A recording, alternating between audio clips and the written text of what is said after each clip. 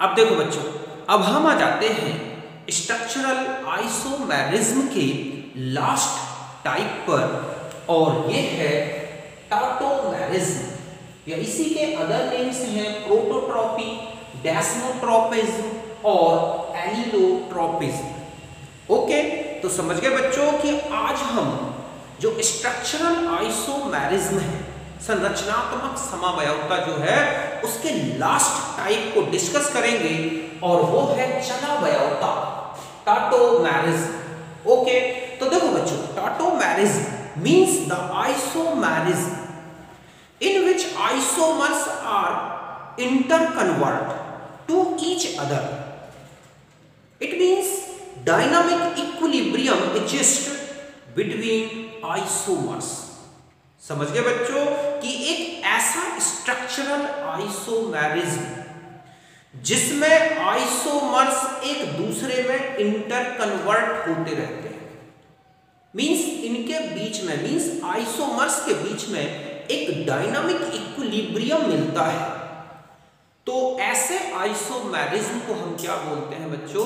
Tautomerism, चलावयवता। समझ गए बच्चों कि एक ऐसी समवयवता जिसमें समावयवी एक दूसरे में परिवर्तित होते रहते हैं, और इनके बीच में जो आइसोमर्स होंगे, इनके बीच में एक डायनामिक इक्विलिब्रियम, एक साम्यावस्था, एक साम्य पाया जाता है। तो ऐसे समवयवी कहलाते हैं टाटोमर्स, और इसको बोलते हैं, इस फिनोमिना को क्या बोला गया है?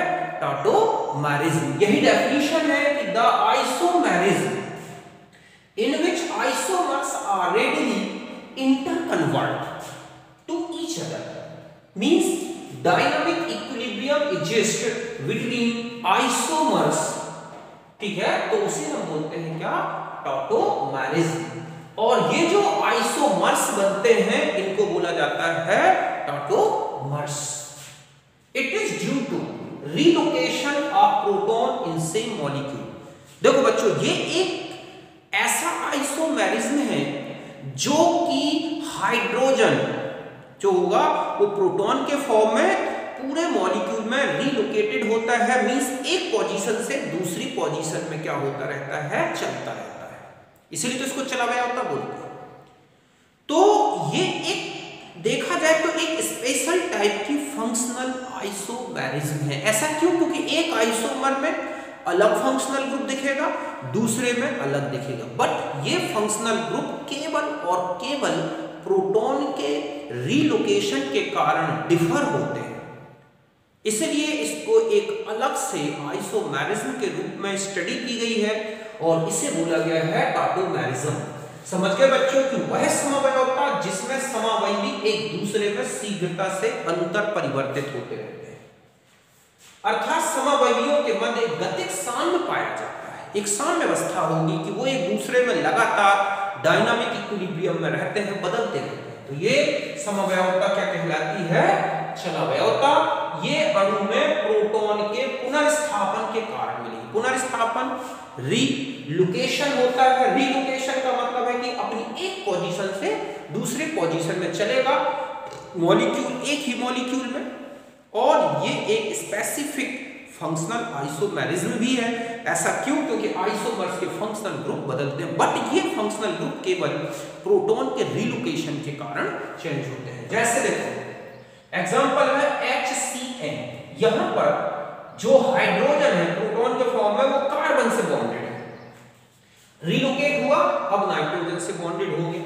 तो यहां पर आप देख रहे हैं कि ये प्रोटॉन क्या हो रहा है? चल रहा है यहां से वहां। जस्ट ऐसा ही ये है कीटो फॉर्म। यहां पर ये जो H है इसका, इस ग्रुप का, आप देख रहे हैं रीलोकेट होके O के साथ जुड़ गया। तो ये कीटो फॉर्म है, तो ये कीनोल फॉर्म है। क्यों? क्योंकि ये ओल है और ये ईन है, तो इसको बोला जाएगा इनोल। इसमें ये कीटो फॉर्म में है, इसका फंक्शनल ग्रुप कीटो है और इसका OH है। ऐसे ही इसमें साइनाइड है, इसमें आइसोसाइनाइड है। जस्ट ऐसा ही यहां देखो, समझ गए ना आप? यहां पर अगर आप देखें तो ये एक अमाइड ग्रुप जैसा है और ये ऑक्सिन जैसा है। तो इस तरह के आइसोमेरिज्म में आप देख रहे हैं केवल isomers differ in relocation of proton means hydrogen. तो यहां तक नोट करें।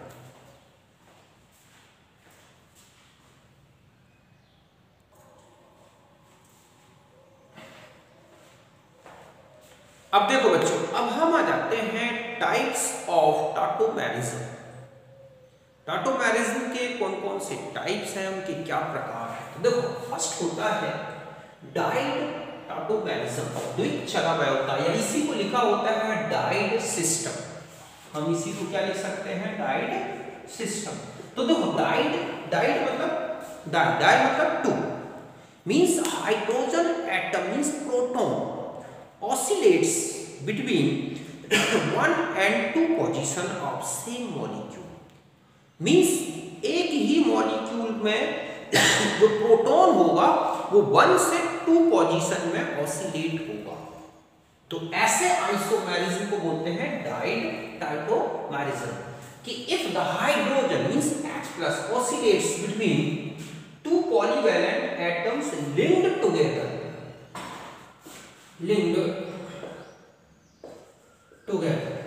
okay, the system is called died, या isomerism is called died tautomerism. जब H+ परस्पर जुड़े दो बहुसंयोजी परमाणुओं के मध्य दोलन करता है, वहां खिसकता है, चलता है, तो इसे बोलते हैं द्विप्राणी या द्विचला व्यवस्था। जैसे HCN, ये है 1 और ये क्या है 2 पोजीशन। तो यहां से आप देख रहे हैं कि ये कहां पहुंच गया, नाइट्रोजन। तो ये इस तरह से जो एडजेसेंट पोजीशन में दो पॉलीवैलेंट एटम्स हैं 1-2 पोजीशन में, जब उनके बीच में प्रोटॉन ऑसिलेट होता है तो इसे बोलते हैं डाइड टाटोमेरिज्म, जैसे HCN और HNC। दूसरा होता है ट्राइड टाटोमेरिज्म, त्रिचला। तो इसमें क्या होगा कि एक ही मॉलिक्यूल के जो कार्बन चेन है या जो भी चेन है उसमें प्रोटॉन फर्स्ट पोजीशन से थर्ड पोजीशन में ऑसिलेट होगा। समझ गए ना। तो if hydrogen means proton oscillates between first to third atom of carbon chain of same molecule is called triad tautomerism. समझ गए बच्चों कि जब अणु की कार्बन श्रृंखला में H+ प्रथम से प्रति परमाणु में दोलन करता है, चलता है, तो इसे बोलते हैं त्रिचला व्यवस्था। जैसे यहाँ है C और यहाँ क्या है H। तो आप देखें यहाँ से प्रोटॉन जिसमें पहले जुड़ा है, सपोज वो है 1, फिर 2 और 3, तो यहाँ से ये इधर माइग्रेट हो गया, मींस यहाँ से यहाँ ऑसिलेटेड हुआ। तो इस तरह से एक ये फॉर्म कीटो दिख रहा था, या हम ये कहें कि ये अमाइड जैसा है तो ये ऑक्सिन जैसा होगा। जस्ट ऐसा ही यहाँ देखो कि यहाँ पर CO है और अल्फा पोजीशन ये दिख रही है, जो यहाँ पर H है, तो 1, 2, 3 पोजीशन में हाइड्रोजन 1 से थर्ड पोजीशन में, 1 से थर्ड पोजीशन, जैसे यहाँ 1 से थर्ड, 1, 2, 3, तो 1 से थर्ड पोजीशन में ऑसिलेट हो रहा है। जस्ट यहाँ पर भी 1 से थर्ड पोजीशन में ऑसिलेट हो रहा है, तो इसे बोलते हैं ट्राइड। और जब 1, 2 पोजीशन में ऑसिलेट हो तो इसे बोलते हैं डाइड। जैसे ये इनोल फॉर्म, कीटो फॉर्म, इस तरह से ये है ट्राइड। ओके, तो यहाँ तक नोट करें।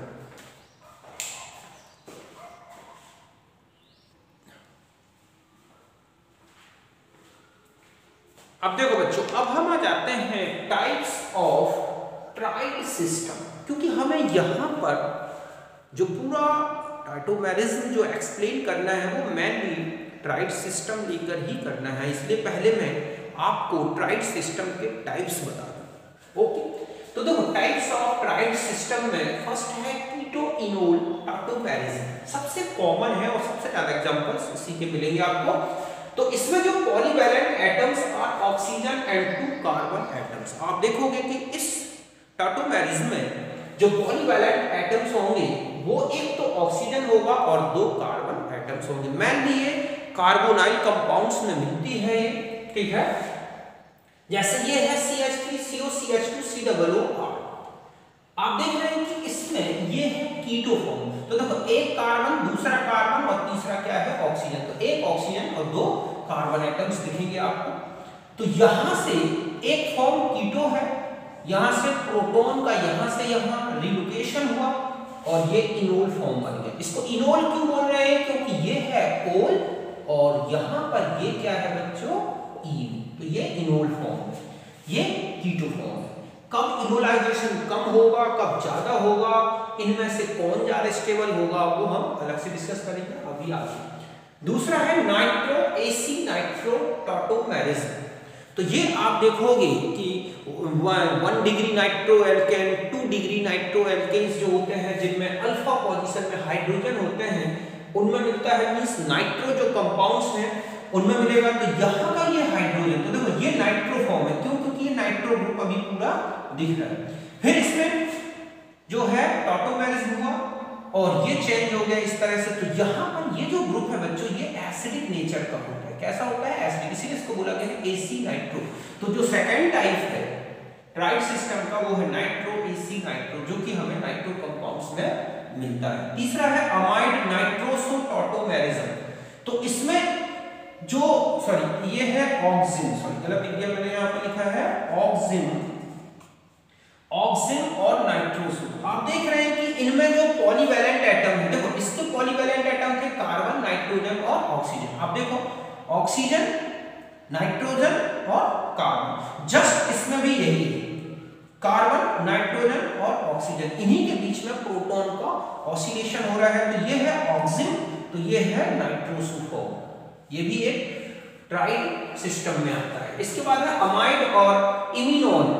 इमीन, ठीक है, इमीन से बना है, तो इमीन और अमाइड आप देख रहे हैं, ये अमाइड फॉर्म है। तो ये इसका कौन सा फॉर्म दिख रहा है बच्चों, ये हो गया इसका इमीन और प्लस ऑल, इमीन इसको बोलेंगे और ये क्या हो गया ऑल। तो इस तरह से यहां पर ये भी एक ट्राइड आइसोमेरिज्म में आता है। तो हमें मेनली इस पर डिस्कस करना है कंप्लीट, ओके। तो यहां तक नोट।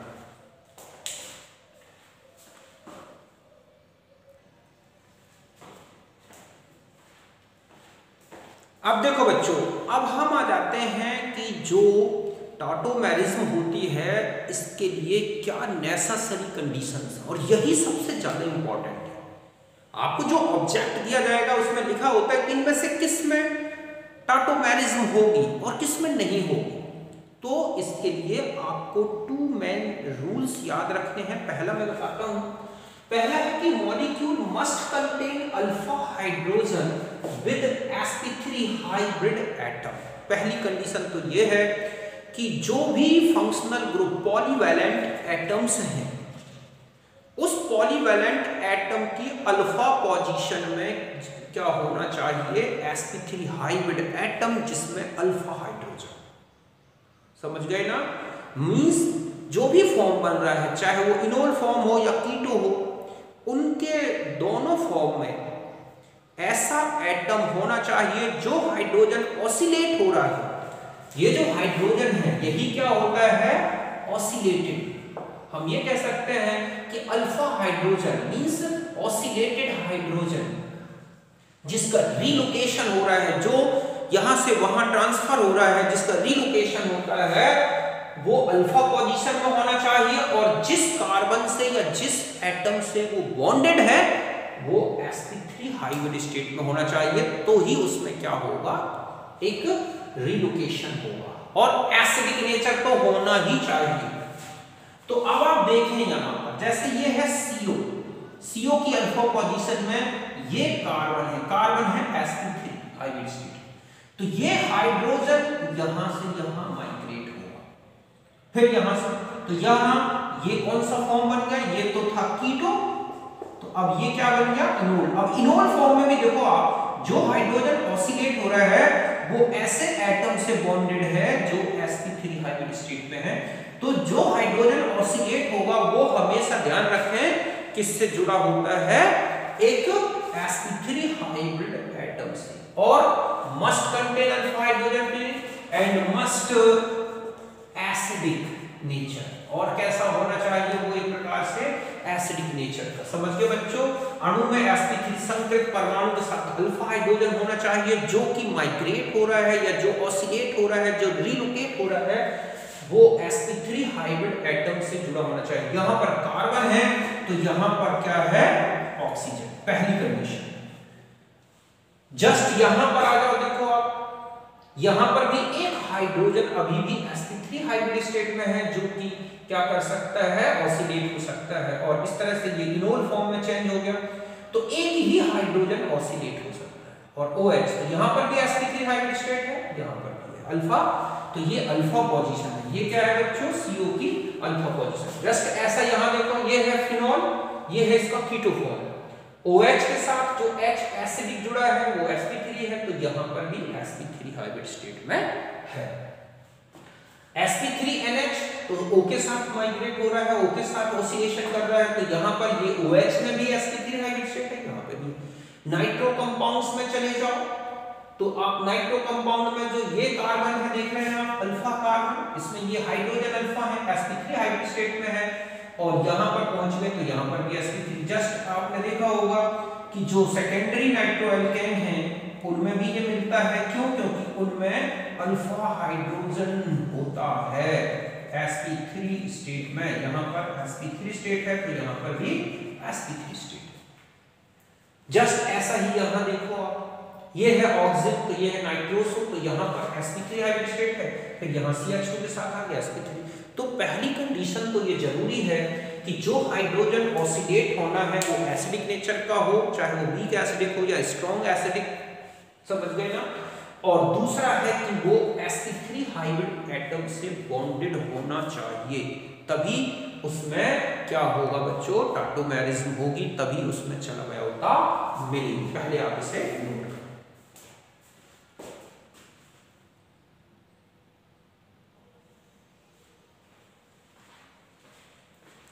अब देखो बच्चों, अगर कोई कॉन्जुगेटेड सिस्टम है, conjugated system means double bond alternate दूसरे डबल बॉन्ड के साथ है, CO के साथ जैसे है, NO के साथ है, तो ऐसे में ऐसा हाइड्रोजन अगर वो गामा पोजीशन में आता है और sp3 हाइब्रिड स्टेट एटम से बॉन्डेड है, तो उसमें भी रिलोकेशन हो सकता है, मींस टाइटोमेरिज्म मिलेगी। मैंने यही लिखा है कि in conjugated system gamma hydrogen in sp3 hybrid atom also relocated and gives tautomerism। समझ गए बच्चों, इस संयुग्मित तंत्र में sp3 संकेत परमाणु से जुड़ा गामा हाइड्रोजन गामा पोजीशन में भी है, तो वो भी चलवयोता दर्शाता है। देखो कैसे, जैसे ये है अल्फा बीटा और ये क्या है बच्चों, गामा पोजीशन, तो ये डबल बॉन्ड और CO एक दूसरे के साथ कॉन्जुगेशन में है, तो यहां का ये गामा हाइड्रोजन भी कॉन्जुगेशन कर सकता है, क्यों, क्योंकि ये इधर आएगा, ये इधर जाएगा, ये इधर, तो यहां से ये हाइड्रोजन यहां माइग्रेट हो सकता है, और इस तरह से ये वाला स्ट्रक्चर पॉसिबल है, सॉरी ये वाला स्ट्रक्चर पॉसिबल है। इससे क्या बन जाएगा, ये वाला स्ट्रक्चर, कि यहां पर डबल बॉन्ड आ गया इस तरह से। जस्ट ऐसा ही इसमें पॉसिबल है, यहां पर भी आप देख रहे हैं कि ये है गामा हाइड्रोजन, ओके, ये बॉन्ड इधर, ये इधर, तो ये इधर, तो ये हाइड्रोजन यहां माइग्रेट हो सकता है और ये फॉर्म आ जाएगा, ये बहुत ही अनस्टेबल होगा, इससे कहीं ज्यादा स्टेबल। ऐसे ही यहां पर देखो आप कार्बन की बात, यहां नाइट्रोजन अगर हम यहां कहें कि H जुड़ा हुआ है, तो ये भी एक आइसोमेरिज्म शो कर सकता है, गामा हाइड्रोजन है, बॉन्ड यहां आएगा, ये इधर, तो ये वाला फॉर्म बन जाएगा, एरोमेटिक कंपाउंड चेंज हो जाएगा। जस्ट ऐसा ही यहां हो सकता है। तो इस तरह का कोई भी सिस्टम अगर गामा पोजीशन में हाइड्रोजन रखता है और वो कॉन्जुगेशन में है, suppose CH2 CH double bond CH N double bond O ऐसा है, तो यहां ये है अल्फा बीटा और ये है गामा, तो ये इधर, ये इधर, तो ये इधर, तो ये इधर माइग्रेट हो सकता है, और R CH CH, ओके, यहां पर आप आ जाए तो CH डबल बॉन्ड N और OH इस तरह से, तो ये भी टाइटोमेरिज्म शो कर सकता है। तो अगर किसी डबल बॉन्ड के कॉन्जुगेशन में कोई फंक्शनल ग्रुप है और उसकी अल्फा पोजीशन में आप देख रहे हैं डबल बॉन्ड की अल्फा पोजीशन या फंक्शनल ग्रुप की गामा पोजीशन में कोई एसिडिक हाइड्रोजन है, तो वहां पर भी टाटोमेरिज्म मिलेगी। यहां तक बात समझ गए होंगे, इसे आप नोट करें।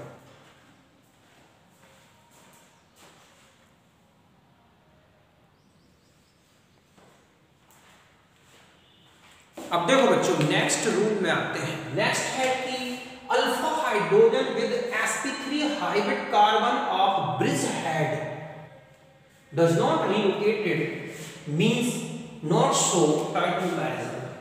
ध्यान रखना, क्यों? क्योंकि ऐसे में ब्रिडेट रूल जो है वॉयलेट होगा। मींस ये ब्रिडेट रूल के आप जानते हैं कि ब्रिज हेड में कभी डबल बॉन्ड नहीं आ सकता। ऐसे में वहां का हाइड्रोजन जो है वो tautomerism शो नहीं करेगा। देखो कैसे, जैसे ये ब्रिज हेड है, ये ब्रिज हेड है, वो है जहां पर एक कार्बन, ठीक है, मिनिमम 2 रिंग्स के लिए क्या होता है, कॉमन होता है। तो ये ब्रिज हेड है, ये ब्रिज हेड है, यहाँ पर ये हाइड्रोजन है sp3 हाइब्रिड, लेकिन ये हाइड्रोजन tautomerism शो नहीं करेंगे। मींस इसमें किसी भी प्रकार का tautomerism नहीं हो सकता। ये जो है बच्चे, ये बच्चों, ये हाइड्रोजन संयुक्त इसके CO के साथ किसी भी प्रकार का कोई tautomerism शो नहीं कर सकते। यहां पर आ जाए तो इसमें भी नहीं होगी। समझ गया बच्चों? क्यों नहीं होगी? क्योंकि यहाँ पर 2 8 H नहीं है। अगर यहाँ H होता तो हो जाता, इनको छोड़ो। जैसे यहाँ पर आता है, ये ब्रिज हेड के हाइड्रोजन तो रिलोकेटेड नहीं हो सकते, बट ये हाइड्रोजन रिलोकेटेड होगा और ये इस फॉर्म में चेंज हो जाएगा। तो यहाँ पर ये जो है इसमें tautomerism मिल सकती है। यहाँ इसमें नहीं हो सकती, इसमें नहीं हो सकती, इसी को इस फॉर्म में बनाया है। क्यों? क्योंकि ये ब्रिज हेड के हाइड्रोजन इसके साथ रिलोकेट नहीं होंगे। यहाँ आ जाए, इसमें नहीं हो सकती, इसमें हो सकती है। ये वाला हाइड्रोजन यहाँ पर आ सकता है, इसी को देखा जाए तो इसी ये इसी के जैसा है।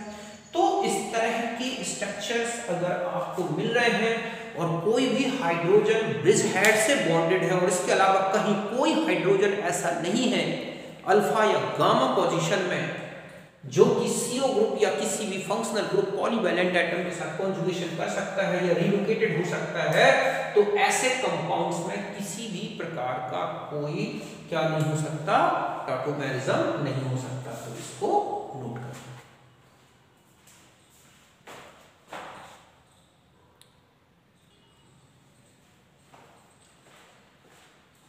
अब देखो बच्चों, अब आता है कि अगर कहीं पर कोई टाइटोमर बनता है tautomerism में कंपाउंड का और वो एंटी एरोमेटिक कैरेक्टर शो करता है, तो ध्यान रखें वहां पर इनोल फॉर्म नहीं बनेगा। मींस वो टाइटोमर पॉसिबल नहीं है, मींस tautomerism पॉसिबल नहीं होगी। जैसे ये कंपाउंड है, हम इसका इनोल फॉर्म बनाए, ये एंटी एरोमेटिक है, तो ऐसा tautomerism इनमें पॉसिबल नहीं होगा क्योंकि ये हाईली क्या होता है बच्चों, अनस्टेबल।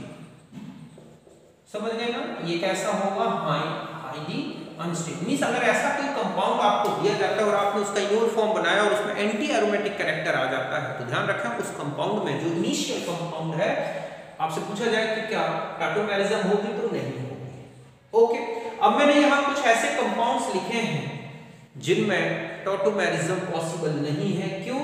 क्योंकि इनमें कहीं पर भी अल्फा sp3 हाइब्रिड स्टेट में हाइड्रोजन नहीं है। यहाँ देखें, ये है, आप देखें यहाँ बेंजीन रिंग है, यहाँ बेंजीन है, यहाँ ऐसा, यहाँ CCH3 ग्रुप जोड़ दिया मैंने, जस्ट ऐसा ही ये है। इन कंपाउंड्स को या हम ऐसा लिखते CH3 या CCl3, इसमें भी पॉसिबल नहीं है। CCl3 C double bond O, CCl3 इसमें पॉसिबल नहीं है। CCl3 C double bond O C6H5, जहां पर sp3 हाइब्रिड एटम में कोई भी अल्फा हाइड्रोजन या कॉन्जुगेटेड सिस्टम में गामा पोजीशन में कोई भी alpha hydrogen, gamma hydrogen, acid hydrogen नहीं है, वहां ध्यान रखें किसी भी प्रकार का tautomerism पॉसिबल नहीं है। किसी कंपाउंड का अगर टाइटोमर बनाते हैं और वो एंटी एरोमेटिक होता है तो वहां पर भी पॉसिबल नहीं होगी। ब्रिज हेड का हाइड्रोजन है तो वो tautomerism में नहीं आएगा, पार्टिसिपेट नहीं करेगा। और किन में पॉसिबल है वो मैंने आपको बताया, तो इसमें पॉसिबल नहीं है, ठीक है, इसमें पॉसिबल नहीं है, ये तो सब इम्पॉसिबल है, इनमें किसी भी प्रकार का tautomerism पॉसिबल नहीं है बच्चों। समझ गए ना? ये जितने भी मैंने आपको ये लिख के बताए, तो यहां तक आप इसे नोट करें।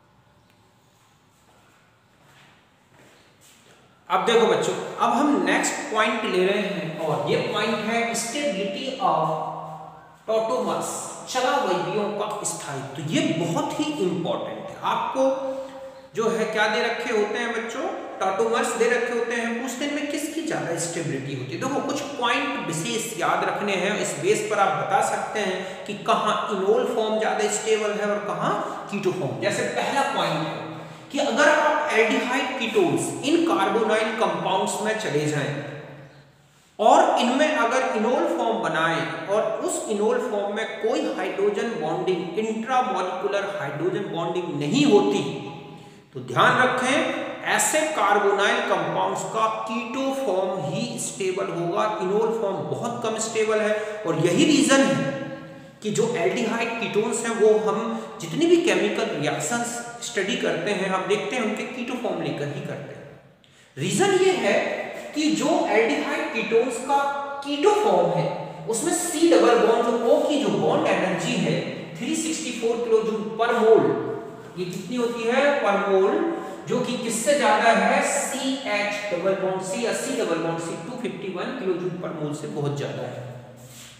ऐसे में ये अपने कीटो फॉर्म में ही बने रहना चाहते हैं। समझ गए बच्चों कि ऐसे एल्डिहाइड कीटोन्स जिनमें इनोल फॉर्म बनाए और उसमें कोई हाइड्रोजन बॉन्डिंग नहीं होती इंट्रामॉलिक्यूलर, तो ध्यान रखें ऐसे एल्डिहाइड कीटोन्स का कौन सा फॉर्म स्टेबल होता है, कीटो फॉर्म। रीजन है कि उनमें CO की बॉन्ड एनर्जी ज्यादा है जबकि C डबल बॉन्ड C की बॉन्ड एनर्जी कम है। यही रीजन है कि एल्डिहाइड कीटोन्स जब हम स्टडी करते हैं उनकी केमिकल रिएक्शन तो हम केवल कीटो फॉर्म लेकर ही, उनके कभी भी इनोल फॉर्म की रिएक्शंस नहीं लेते क्योंकि उनका एग्जिस्टेंस बहुत कम होता है। जैसे हम ये कहें एसिटाल्डिहाइड है तो ये कीटो फॉर्म है, ये मोर स्टेबल, ठीक है, most stable than enol form, इससे कहीं बहुत ज्यादा स्टेबल, जस्ट ऐसा ही है। तो यहां पर C डबल बॉन्ड C आ रहा है, यहां C डबल बॉन्ड O आ रहा है, तो कीटो फॉर्म इनका बहुत ज्यादा स्टेबल होता है। तो यहां तक नोट करें।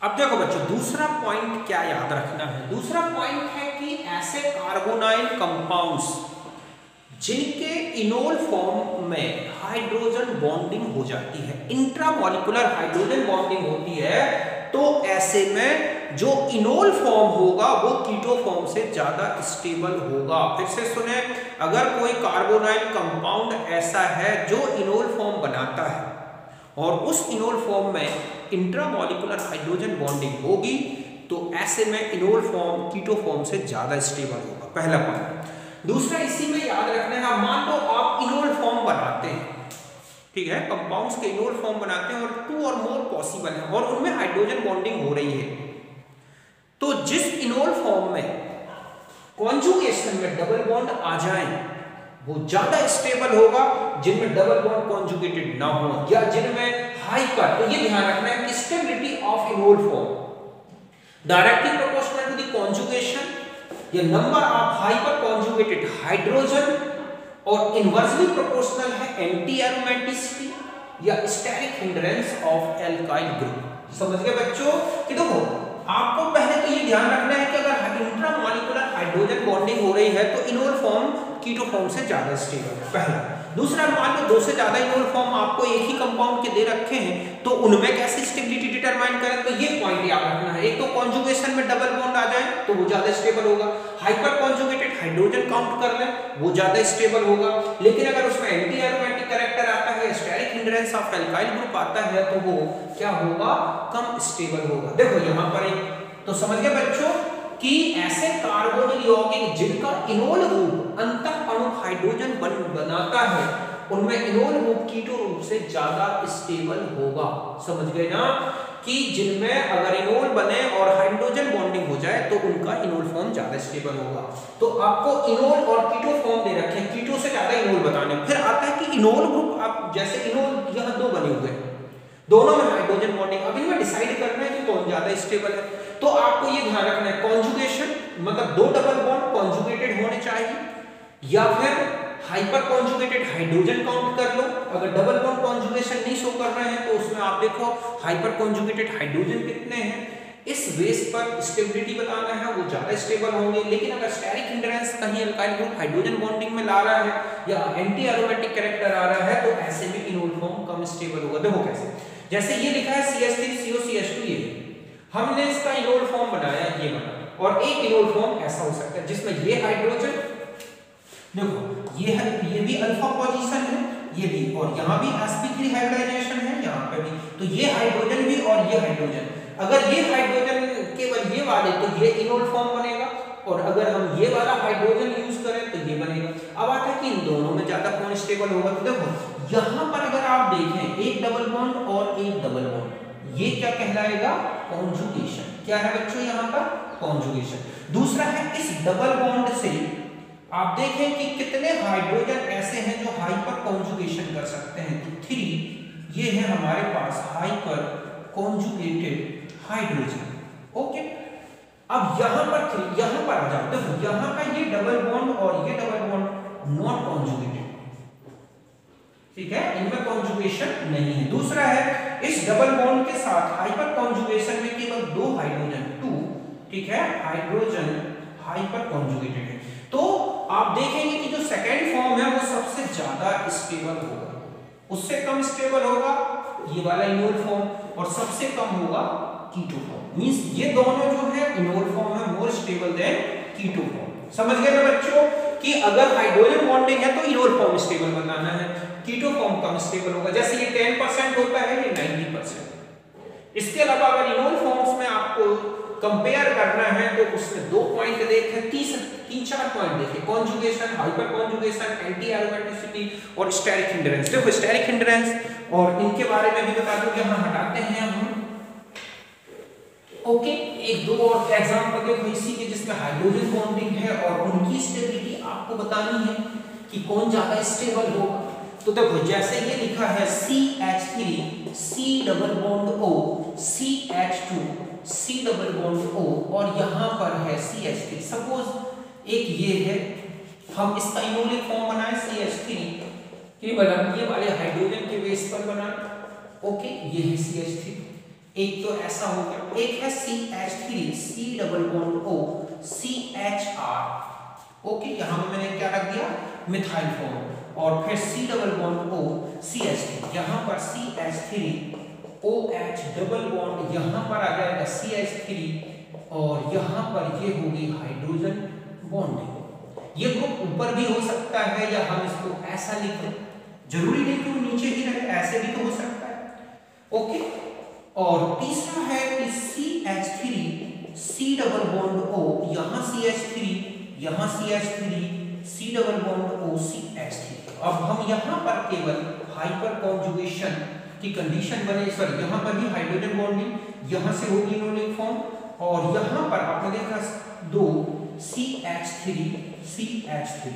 यहाँ पर ये हाइड्रोजन, और यहाँ है C डबल बॉन्ड O, ये है CH3। अब मैं इनमें तीनों के इन स्ट्रक्चर्स में देखो, समझ गए कि इनमें सबसे ज्यादा स्टेबल कौन सा है, ये तीनों, ये तीनों के इनोलिक फॉर्म है। आप देख रहे हैं यहाँ किसी भी प्रकार का कोई एल्काइल ग्रुप नहीं है, केवल ये हाइड्रोजन है। इसमें एक हाइड्रोजन बचा, एक एल्काइल ग्रुप था, इसमें दोनों हाइड्रोजन हटा दिए। ये जो एल्काइल ग्रुप है, ये मिथाइल ग्रुप जो लगा है, मिथाइल ग्रुप अराइजेस, ठीक है, स्टेरिक हिंड्रेंस, त्रिविम बाधा लाएगा बच्चों, हाइड्रोजन बॉन्ड बनने में इसको थोड़ा सा इंटरफेयर करेगा, और दो कर दे तो और ज्यादा इंटरफेयर। दूसरा ये एसिडिक हाइड्रोजन बिल्कुल खत्म हो गए केवल ये। तो इन तीनों की स्टेबिलिटी का ऑर्डर पूछ लिया जाए तो देखो, अगर हम इससे देखें तो ज्यादा स्टेबल ये है, पहली बात, इससे ज्यादा स्टेबल ये है, इससे ज्यादा स्टेबल ये है। अब मैं इन तीनों के फॉर्म में पूछूं 1, 2 और 3, इन तीनों में ज्यादा स्टेबल कौन है, तो आप देखोगे फर्स्ट सबसे ज्यादा स्टेबल होगा, उससे कम सेकंड, और उससे कम क्या होगा, थर्ड। समझ गए ना बच्चों, देखो इनसे ज्यादा स्टेबल तो ये फॉर्म है, और इन तीनों को कंपेयर करें तो आप ये बताएंगे क्यों, क्योंकि यहाँ पर मिथाइल ग्रुप स्टेरिक हिंड्रेंस लाते हैं। दूसरा, इसके एसिडिक हाइड्रोजन नहीं है, जबकि यहाँ पर अभी भी एक एसिडिक हाइड्रोजन था, तो ये ज्यादा इनोलिक। अभी हम रेट ऑफ इनोलाइजेशन भी अलग से देखते हैं। तो यहां तक बात समझ गए होंगे कि स्टेरिक हिंड्रेंस का क्या इफेक्ट पड़ता है, तो इसे आप नोट करें।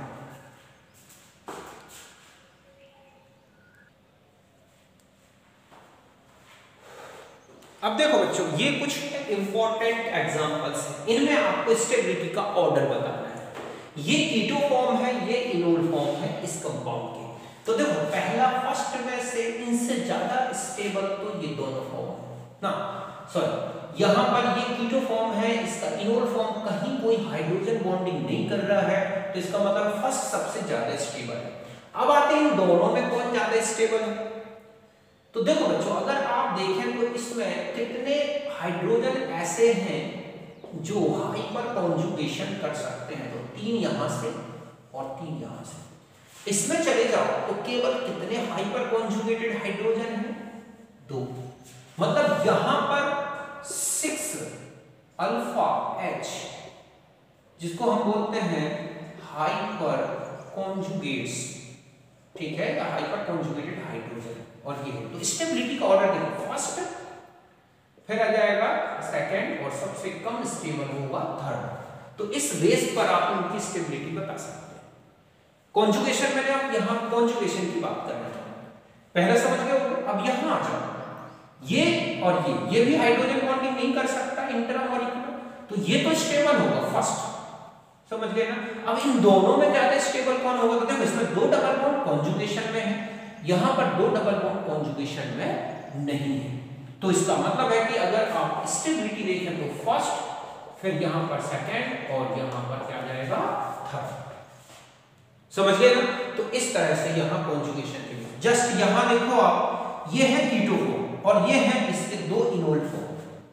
अब यहां पर अगर आप कॉन्जुगेशन में देखें कि इस डबल बॉन्ड के साथ कितने हाइड्रोजन ऐसे हैं जो हाइपर कॉन्जुगेशन कर सकते हैं, तो 3 alpha H means hyper conjugated hydrogen.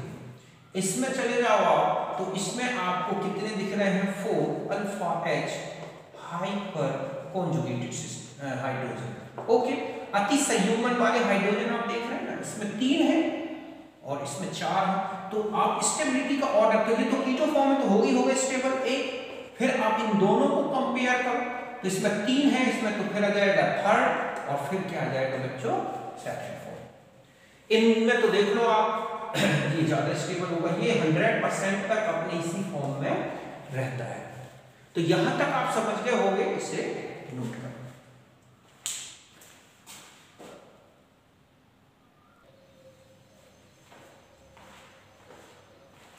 अब देखो बच्चों, और भी कुछ एग्जांपल्स अभी फर्स्ट के बता दूं, जैसे ये लिखा हुआ है कंपाउंड, तो इस कंपाउंड को ये इसके इनोलिक फॉर्म बने, आप इनकी स्टेबिलिटी का ऑर्डर देखें। तो देखो बच्चों, अगर आप यहां देखें कि ये डबल बॉन्ड इस रिंग के साथ कॉन्जुगेशन में आ रहा है, तो ये डबल बॉन्ड 3 बार कॉन्जुगेशन कर सकता है, जबकि ये डबल बॉन्ड केवल 1 बार कॉन्जुगेशन कर सकता है, और ये डबल बॉन्ड कॉन्जुगेशन नहीं कर सकता। तो ये कीटो फॉर्म है, ये इनोल फॉर्म। हम जानते हैं इनोल फॉर्म कीटो फॉर्म से ज्यादा स्टेबल होगा। तो इनकी स्टेबिलिटी का अगर ऑर्डर पूछा जाए तो फर्स्ट सबसे ज्यादा क्या होगा बच्चों, लेस स्टेबल, फिर आप फोर्थ में चले जाएं कि फोर्थ उससे ज्यादा 3, और 3 से ज्यादा कौन सा हो जाएगा 2 नंबर। ओके, जस्ट यहां पर देखो आप, अगर आप इनमें जाएं कि इनमें और इनमें, तो ये लगभग 100% तक होगा, इसका एक ही इनोलिक फॉर्म बनेगा, और ये चाहे इस तरफ OH हो जाए चाहे इस तरफ, ये इसी फॉर्म में मिलेगा इनोलिक फॉर्म। तो इससे फर्स्ट से ज्यादा से स्टेबल क्या होगा। अगर मैं इसको बोलूं कि ये लिखा है डबल बॉन्ड O, एक डबल बॉन्ड O और एक यहां पर डबल बॉन्ड O, इन तीनों की स्टेबिलिटी का ऑर्डर क्या होगा, तो आप देखोगे कि इसका कौन सा फॉर्म बन जाएगा बच्चों, ऐसा। इसमें आप देखोगे कि कैसा बन जाएगा, 2 डबल बॉन्ड आ जाएंगे रिंग में, और इसमें जाओगे तो ये तो फिनोल में ही चेंज हो जाएगा ऐसे। तो इसका मतलब है कि इनकी स्टेबिलिटी का ऑर्डर ये होगा, समझ गए ना, कि इससे ज्यादा स्टेबल ये, इससे ज्यादा स्टेबल ये, और इनमें देखा जाए तो इनकी इनोलिक फॉर्म की स्टेबिलिटी। अब नेक्स्ट आ जाता है, नेक्स्ट पॉइंट है कि अगर इनोल फॉर्म एरोमेटिक है तो ध्यान रखें कि जो इनोल फॉर्म है मोस्ट स्टेबल होगा। क्या होगा, ये मोस्ट स्टेबल, और लगभग ये 100% तक एग्जिस्ट करेगा। समझ गए बच्चों कि अगर किसी का इनोल फॉर्म एरोमेटिक है तो ध्यान रखें इनोल रूप सबसे ज्यादा स्टेबल होगा और 100% तक एग्जिस्ट करेगा। जैसे इस कंपाउंड का ये है फिनोल, तो ये इनोल फॉर्म है, तो ये कैसा है, एरोमेटिक। एरोमेटिक है, इसका मतलब है ये 100% तक एग्जिस्ट करता है। यहां चले जाए तो ये कीटो फॉर्म है, ये है, तो ये भी एक क्या है, एरोमेटिक। जस्ट ऐसा ही ये एरोमेटिक है, तो ये स्टेबिलिटी का ऑर्डर होगा, ये इनसे कई गुना ज्यादा स्टेबल होंगे। ऐसे ही यहां पर देखो आप, ये sp2 और ये एरोमेटिक है, जस्ट ऐसा ही यहां पर ये एरोमेटिक कैरेक्टर। अगर ऐसा हो जाए कि किसी में एरोमेटिक अगर ये ऐसा बना दें तो ये एंटी एरोमेटिक है, तो हम ध्यान रखें कि फर्स्ट और सेकंड में फर्स्ट बहुत ज्यादा स्टेबल होगा सेकंड, तो एरोमेटिसिटी का भी इफेक्ट आता है। तो जिन कंपाउंड का इनोल फॉर्म अगर एरोमेटिक हो जाता है तो उनके कीटो फॉर्म से बहुत ज्यादा स्टेबल होगा और लगभग उसके मिलने की पॉसिबिलिटी 100% तक होगी। बाकी ये एग्जांपल तो बता दिए मैंने, ये भी बता दिए कॉन्जुगेशन के बेस पर इनको।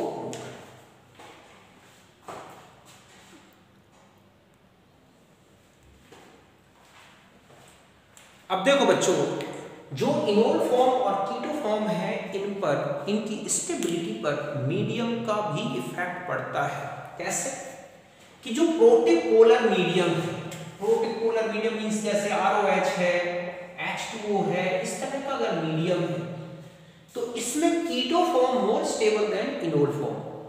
मींस ये मीडियम कीटो फॉर्म को ज्यादा स्टेबल बनाता है इनोल। ऐसा क्यों? क्योंकि ये जो कीटो ग्रुप है, इसके दोनों कीटो ग्रुप या एक कीटो ग्रुप क्या कर सकते हैं, जो पोलर प्रोटिक मीडियम है उसके साथ हाइड्रोजन बॉन्डिंग करता है।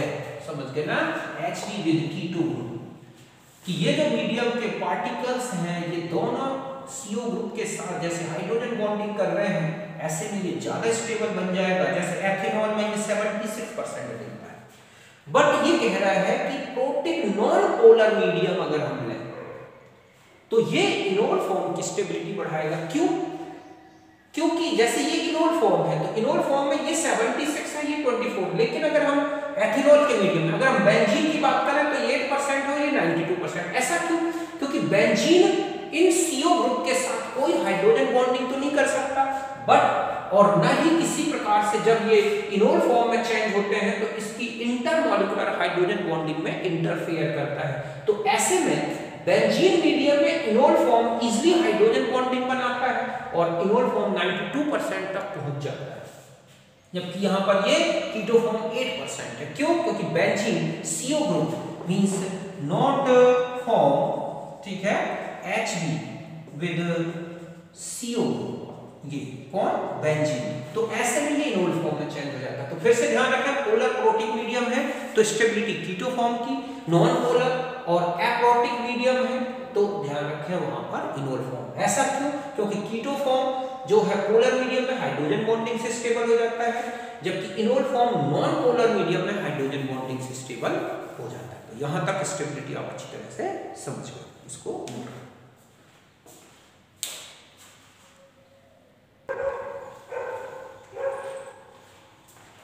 अब देखो बच्चों, नेक्स्ट जो फैक्टर है जो स्टेबिलिटी ऑफ इनोल फॉर्म को, ठीक है, अफेक्टेड करता है, और वो है acidic nature of enol form, enol रूप का अम्लीय गुण। ध्यान रखना है, stability of enol form inversely proportional to acidic nature. समझ गए ना कि, और ये तब वैलिड होगा जब नॉन एरोमेटिक कंपाउंड बने, मतलब इनोल फॉर्म कैसा होना चाहिए, नॉन एरोमेटिक और नॉन हाइड्रोजन बॉन्डेड।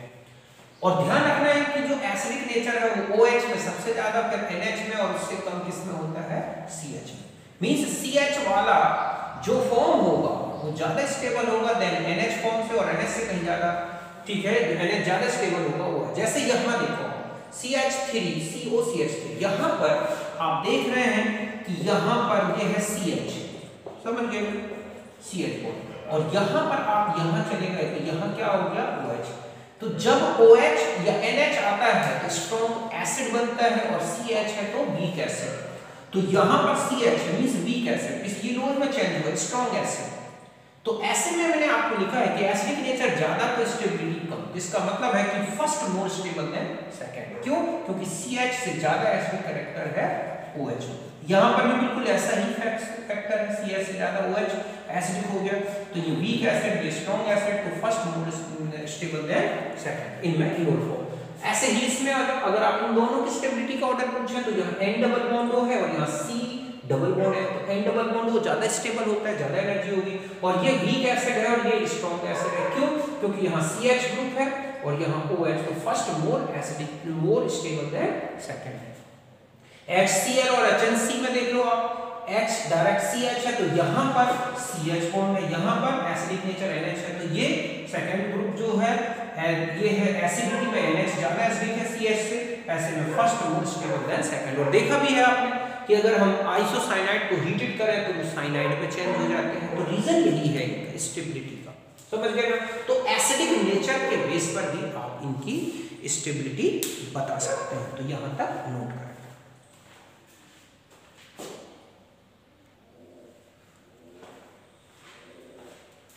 अब देखो बच्चों, नेक्स्ट है रेट ऑफ इनोलाइजेशन। इससे भी काफी क्वेश्चन होते हैं। Rate of enolization means conversion of, rate of conversion of keto form to enol form. आपको क्वेश्चन होता है कि इनमें किस में keto form easy enol form में चेंज हो जाएगा, या इनमें किस में रेट ऑफ इनोलाइजेशन ज्यादा होगा। तो ध्यान रखना है इतना सा कि conversion, rate of conversion of keto form to enol form is called rate of enolization. समझ गए बच्चों? कीटो से इनोल में बदलने की दर ही क्या कहलाती है? इनोलीकरण। अब आपको कैसा ध्यान रखना है, rate of enolization directly proportional to the acidic nature of alpha H। जो H इनोलाइजेशन कर रहा है वो H जितना ज्यादा एसिडिक होगा, ध्यान रखें, उसमें उतना ही फास्ट रेट ऑफ इनोलाइजेशन होगा। तो यहां पर और अब आता है कि acidic nature of alpha H जो होगा, अल्फा को मैं थोड़ा इससे अलग बनाया है, तो वो minus I effect of adjacent group. जितना ज्यादा माइनस आई इफेक्ट वाला ग्रुप जोड़ते जाओगे, अल्फा H उतना ज्यादा एसिडिक होगा, और जितना ज्यादा एसिडिक होगा उतना ही ज्यादा रेट ऑफ इनोलाइजेशन होगा। तो ये ग्रुप्स याद रखने हैं मैंने, इतनी इन्हीं से रिलेटेड ज्यादातर क्वेश्चंस होते हैं। और अगर आपको माइनस आई इफेक्ट का ऑर्डर पता है तो आप रेट ऑफ इनोलाइजेशन बहुत इजी गोइंग बता सकते हैं। देखो CH3 होल थ्राइस C, अगर G ये है, इससे ज्यादा इनोलाइजेशन इस ग्रुप के साथ होगा। इससे इसी तरह से ये ग्रुप्स लिखे हुए हैं, इनके माइनस आई इफेक्ट यहां से देखोगे माइनस आई माइनस आई माइनस आई माइनस आई बढ़ता है। अब देखो मैं यहां पर ये ग्रुप हो गया, ये ग्रुप अभी आप ध्यान मत दें, इसका इनोलाइजेशन हो रहा है, ये CH3 इसके साथ इनोलाइज हो रहा है। अब ये ग्रुप कैसा है, इस ग्रुप के नेचर के बेस पर क्वेश्चन होते हैं आपको, तो ध्यान से देखो आप, ये ग्रुप मैंने यहां लगाया है, इससे ज्यादा इनोलाइजेशन इस ग्रुप के साथ होगा, इससे ज्यादा इनोलाइजेशन इथाइल ग्रुप के साथ होगा, इससे ज्यादा इनोलाइजेशन मिथाइल ग्रुप के साथ होगा, मिथाइल ग्रुप से ज्यादा इनोलाइजेशन हाइड्रोजन के साथ होगा, हाइड्रोजन से ज्यादा इनोलाइजेशन फिनाइल ग्रुप के साथ होगा, फिनाइल से कहीं ज्यादा हाइड्रेशन एस्टर ग्रुप के साथ होगा, एस्टर ग्रुप से ज्यादा कीटो ग्रुप में होगा। मींस यहां पर कीटो ग्रुप, और कीटो ग्रुप से ज्यादा फास्ट इनोलाइजेशन CHO ग्रुप। क्यों? क्योंकि ये जो ग्रुप आप जोड़ रहे हैं, आप देख रहे हैं कि ये ग्रुप जितना ज्यादा माइनस आई इफेक्ट डालेगा, इनोलाइजेशन रेट उतना ही ज्यादा होगा। ये ग्रुप तो प्लस आई इफेक्ट वाले हैं, तो इसका मतलब है माइनस आई इफेक्ट ग्रुप आएगा तो रेट ऑफ इनोलाइजेशन बढ़ता जाएगा। जस्ट यहां पर भी मैंने यहां देखा, हम इस ग्रुप के इनोलाइजेशन का रेट देखें कि ये ग्रुप इसके साथ इनोलाइजेशन कर रहा है, मतलब इसका enol form CH3OH double bond CH और ये है G, तो बस G यही ग्रुप बढ़ाते जाओ, आप लगाते जाओगे, रेट ऑफ इनोलाइजेशन बढ़ता जाएगा। मतलब हम इस ग्रुप के इनोलाइजेशन की बात कर रहे हैं, तो ये C2H5 इससे ज्यादा, ठीक है, यहाँ पर CH2 था, फिर C2H5 जोड़ा था, फिर CH2 से CH3 जोड़ दोगे तो और ज्यादा इनोलाइजेशन होगा, H जोड़ दोगे तो और ज्यादा।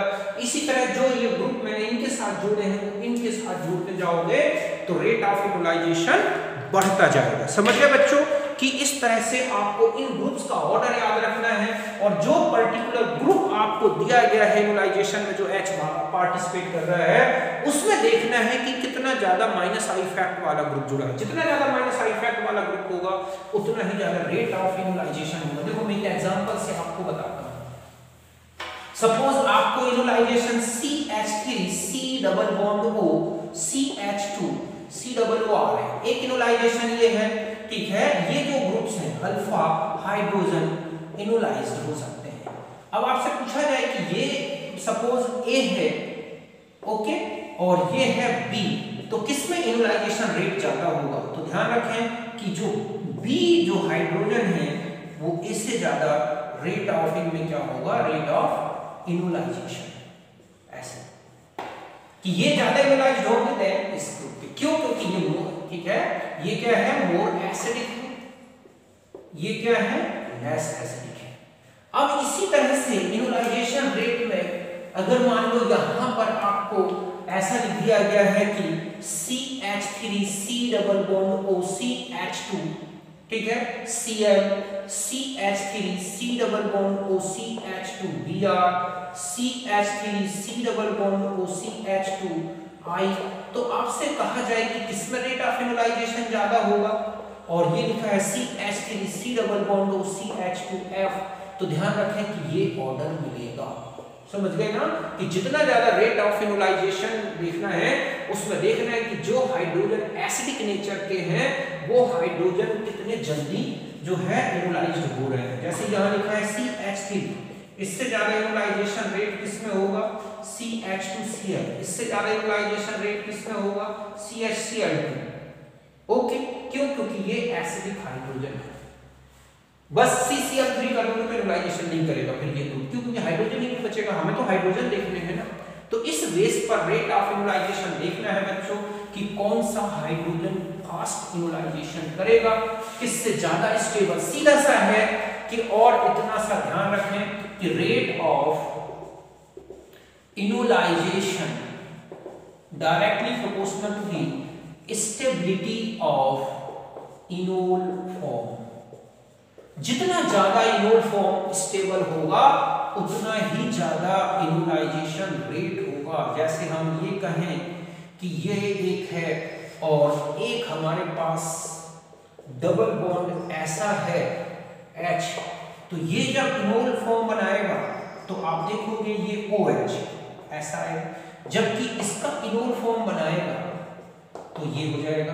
तो ये मोस्ट स्टेबल और ये लेस स्टेबल। इससे कम इनोलाइजेशन का रेट किसमें होगा बच्चों? इसमें। क्यों? क्योंकि इसमें आप जाओ तो केवल एक ही बॉन्ड आ रहा है, तो रेट ऑफ इनोलाइजेशन ऐसे बढ़ेगा। क्यों? क्योंकि इनके इनोलिक फॉर्म की स्टेबिलिटी बढ़ रही है। तो बिल्कुल इतना सा ध्यान रखना कि rate of enolization directly proportional to the stability of enol form. जितना ज्यादा इनोल फॉर्म स्टेबल उतना ही रेट ऑफ इनोलाइजेशन। एरोमेटिक बन रहा है तो रेट इनोलाइजेशन मींस आप यहां पर देखना है कि rate of enolization directly proportional to the aromaticity of enol form, ठीक है, कॉन्जुगेशन और हाइपर कॉन्जुगेशन या हाइपर कॉन्जुगेटेड, ठीक है, कॉन्जुगेटेड हाइड्रोजन। जितने ज्यादा हाइपर कॉन्जुगेटेड हाइड्रोजन होंगे, जितना ज्यादा कॉन्जुगेशन होगा, जितनी ज्यादा एरोमेटिक कैरेक्टर होगा उतना ही ज्यादा एरोमेटिक कैरेक्टर होगा, directly proportional to the hydrogen bonding. Hydrogen bonding ज्यादा तो रेट ऑफ, ठीक है, enolization. Non polar nature, non polar nature of solvent, solvent में जितना ज्यादा नॉन पोलर नेचर होगा उतना ही ज्यादा रेट ऑफ इनोलाइजेशन। तो directly proportional rate of enolization directly proportional to the enol form. जहां इनोल फॉर्म ज्यादा स्टेबल, ध्यान रखें, वहां पर रेट ऑफ इनोलाइजेशन ज्यादा। इस बेस पर आपको किसी भी कंपाउंड का रेट ऑफ इनोलाइजेशन बता सकते हैं। तो रेट ऑफ इनोलाइजेशन अगर आपसे कहा जाए एल्डिहाइड कीटोन्स में जिनमें हाइड्रोजन बॉन्डिंग नहीं होगी तो ध्यान रखें उसमें रेट ऑफ इनोलाइजेशन बहुत कम होगा। कि कौन से? इनोलिक कंपाउंड जो कि हाइड्रोजन बॉन्डिंग नहीं करेंगे। लेकिन जिनमें हाइड्रोजन बॉन्डिंग हो रही है, जिनमें हाइपर कॉन्जुगेशन आ रहा है, जिनमें एरोमेटिक कैरेक्टर आ रहा है, नॉन पोलर मीडियम है, वहां पर रेट ऑफ इनोलाइजेशन फास्ट होगा। इस बेस पर आपको कंपाउंड्स में क्या देखना है? Rate of enolization. तो मैं समझ गए होंगे आप कि रेट ऑफ इनोलाइजेशन किस बेस पर बताना है। अब देखो बच्चों, एक इसकी मैकेनिज्म में आ जाते हैं। ओके, अगर हम इसकी मैकेनिज्म देखें, एक होती है acid catalysed. Okay, acid catalysed में का मतलब है कि प्रेजेंस ऑफ एसिड होगा। जैसे ये है CH3, किसकी प्रेजेंस में चलेगा? Presence of acid. या हम इस तरह से ले लें CH2COOR, यहाँ पर आपने प्रोटॉन ऐड किया, ये यहाँ ऐड हो गया CH3OH, यहाँ positive charge CHH, C double bond OR, फिर ये बॉन्ड इधर आ जाएगा। ओके, और यहाँ पर जो H प्लस था ये, और यहाँ पर ये, तो ये क्या बन जाएगा CH3OH CH C double OR, इस तरह से। और यहाँ पर ये H2O की प्रेजेंस में ये यहाँ निकल जाएगा प्लस H3O+, ये बन गया इनोल। ओके, तो यहाँ पर आपने देखा कि एसिड कैटेलाइज्ड कंडीशन में ये है। अगर हम बेस कैटेलाइज्ड कंडीशन में देखें तो कैसे होगा?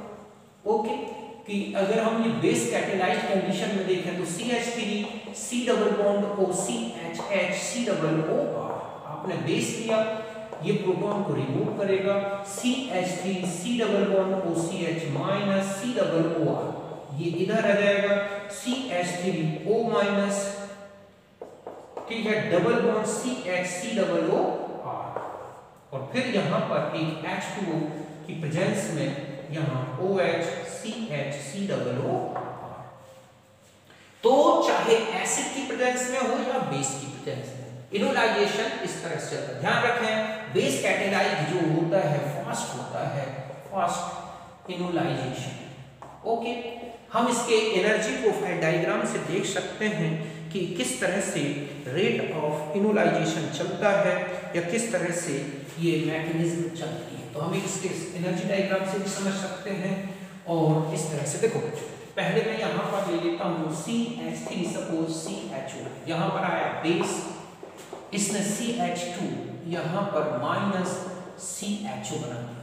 ये दो, आप इसको ऐसा लिख सकते हैं डबल बॉन्ड H, ये CH2 CHO माइनस। ओके, ये और ये, फिर इसके बाद यहाँ क्या आएगा H2O, ये चेंज हो जाएगा CH2 CHO, यहाँ H और OH, और फाइनली ये चेंज हो जाएगा CH2 CHOH। ओके, अगर हम इसका एनर्जी प्रोफाइल डायग्राम देखें तो यहाँ से ये है CH3 C double bond OH, यहाँ आया, ये है CH2 H double bond OH, ये ट्रांजिशन स्टेट हो गई।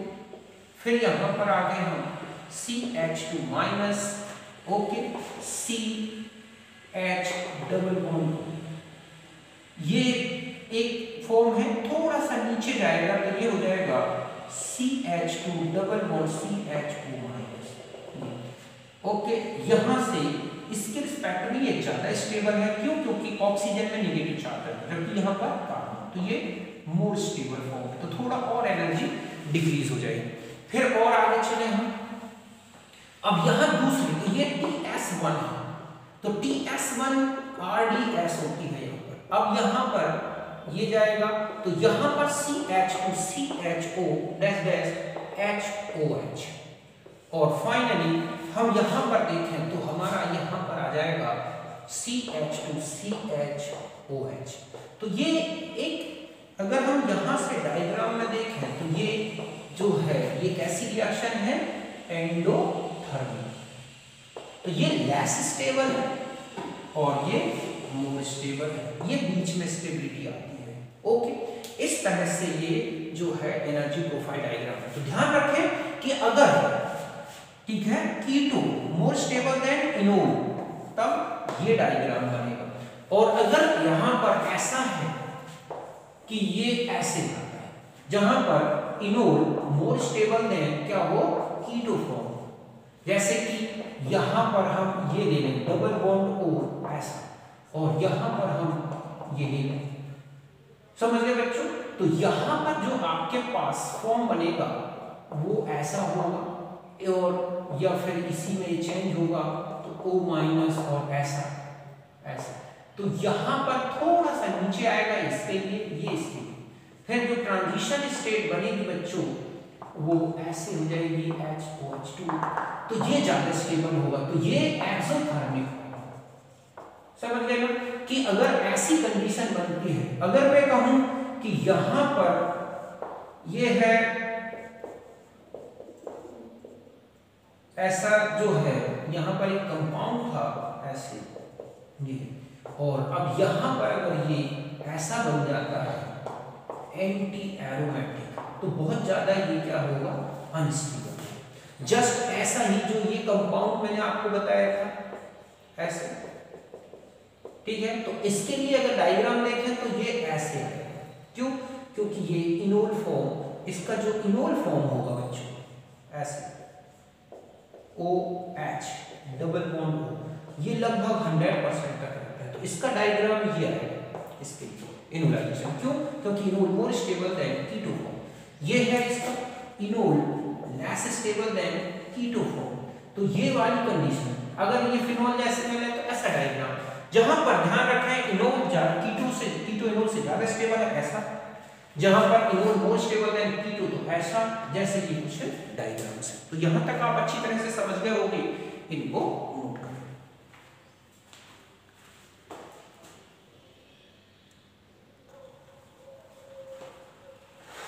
अब देखो बच्चों, एक आता है रिप्लेसेबल हाइड्रोजन बताना। आपको जो कंपाउंड्स दे रखा है जिसमें टाइटोमेरिज्म पॉसिबल है, उसमें पूछे जाते हैं रिप्लेसेबल हाइड्रोजन, प्रतिस्थापन युक्त हाइड्रोजन कौन कौन से हैं, कौन कौन से हाइड्रोजन रिप्लेस हो सकते हैं। रिप्लेसिंग मींस हाइड्रोजन को ड्यूटेरियम से रिप्लेस करें, डी से, ओके। तो ध्यान रखना है कि those hydrogen replaced where anion is form and goes to resonance, वो हाइड्रोजन रिप्लेस हो सकता है जिसके रिप्लेसमेंट से एनाइन बने और वो रेजोनेंस कर सकता है। पहले हम एक मैकेनिज्म से समझते हैं, H1 और H2 ये दो हाइड्रोजन है बेस की प्रेजेंस में, ये बेस कैटेलाइज्ड है रिएक्शन, कैसी है, बेस कैटेलाइज्ड, प्रोटॉन रिमूव हो गया, H2 निकल गया, क्या निकल गया यहाँ पर, DOH। H2 सिंबल है, H1 H2 या H A मैं ऐसे ले लूं, बल्कि ये A है और ये B है, तो यहाँ HA और B में से यहाँ केवल B बचा। ओके, मैं यहाँ पहले B शब्द कर दूं 1 की जगह ऐसे, या फिर यहाँ पर AB ऐसे।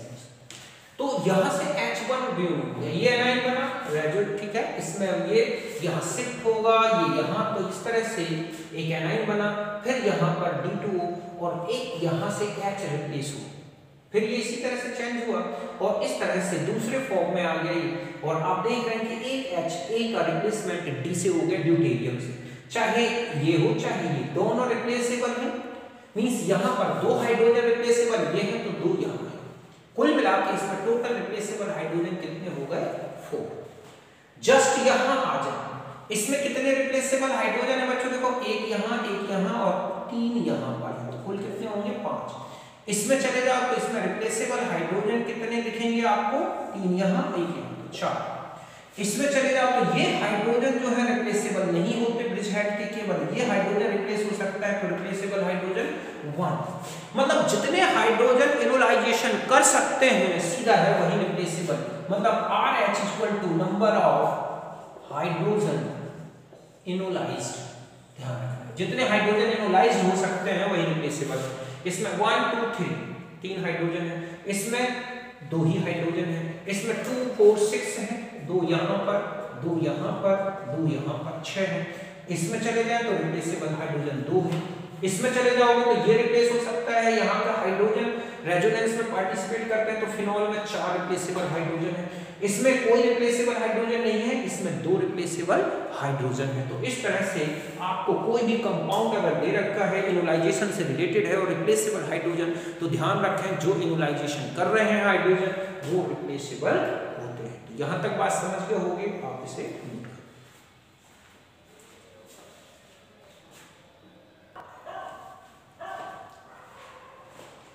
अब देखो बच्चों, लास्ट में हम देखते हैं कि एविडेंस इन फेवर ऑफ, ठीक है, टाटोमर्स जो हमारे चलावैली हैं उनको हम कैसे प्रमाणित कर सकते हैं कि इसमें कौन सा फॉर्म है। तो देखो, अगर किसी कंपाउंड का इनोल फॉर्म उसमें है कंपाउंड में, तो वो reddish violet colour with neutral FeCl3। आपको पता होगा कि यहाँ पर अगर ऐसा कोई ग्रुप है तो ऐसे में FeCl3 के साथ इसका वॉयलेट कलर का कैसा रेडिश वॉयलेट कलर आता है। तो अगर ऐसा कुछ कंपाउंड दे रहा है FeCl3 न्यूट्रल के साथ, तो इसका मतलब उसमें इनोल फॉर्म है। इसके अलावा अगर वो Br2CCl4 के सॉल्यूशन को डिस्चार्ज कर रहा है, कलरलेस कर रहा है, तो भी वो इनोल फॉर्म को बताता है।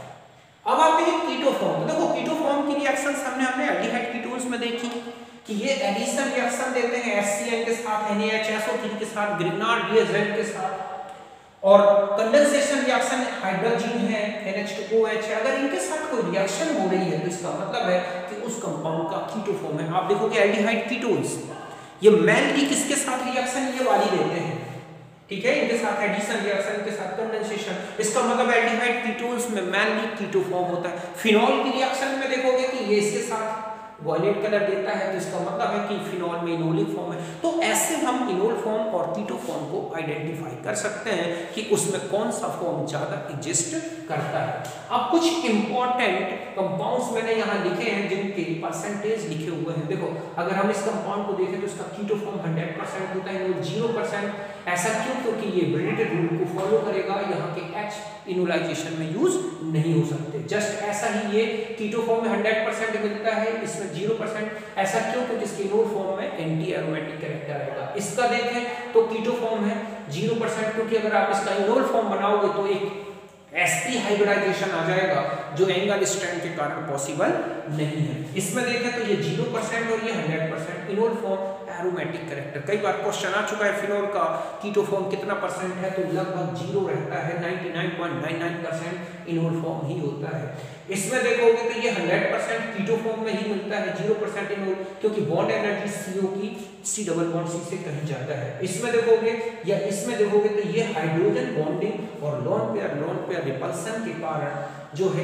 रिपल्सन नहीं होगा इनोल फॉर्म में, और हाइड्रोजन बॉन्डिंग होगी, इसलिए इसका इनोल फॉर्म ज्यादा स्टेबल है। जस्ट ऐसा ही इसमें हाइड्रोजन बॉन्डिंग, तो जहां हाइड्रोजन बॉन्डिंग है बच्चों मैंने पहले बता दी वहां पर उनका इनोल फॉर्म मिलता है, और जहां पर एरोमेटिक कैरेक्टर है वहां इनोल फॉर्म मिलता है। लेकिन एल्डिहाइड कीटोन्स की बात करें तो वहां पर CO CH से ज्यादा स्टेबल है, इसलिए इनका कीटो फॉर्म भी 100% लगभग होता है। तो इस बेस पर आपको मैंने पूरी जो है टाटोमेरिज्म बता दी, आप अच्छी तरह से समझ गए होंगे। अब मैं समझता हूं कि टाटोमेरिज्म से रिलेटेड अब आपको कोई प्रॉब्लम नहीं आएगी। इससे रिलेटेड जो क्वेश्चंस हैं उसमें आपको टाटोमर की स्टेबिलिटी, रेट ऑफ इनोलाइजेशन, ठीक है, इस तरह से रिप्लेसेबल हाइड्रोजन और किसका परसेंटेज ज्यादा होगा, किसका कम होगा, कहाँ इनोल ज्यादा स्टेबल है, ये सब कुछ मैंने आपको सिस्टमैटिक बताया है। पूरा वीडियो अच्छी तरह से देखो, एक एक लाइन समझो, फिर कभी कोई प्रॉब्लम नहीं होगी टाटोमेरिज्म से।